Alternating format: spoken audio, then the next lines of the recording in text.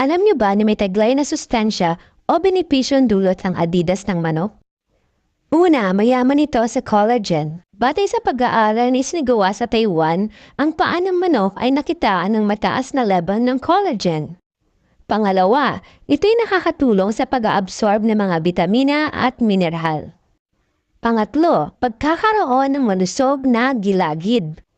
Mahalagang pangalagaan ng gilagid sapagkat ito ay sumusuporta sa ating mga ngipin.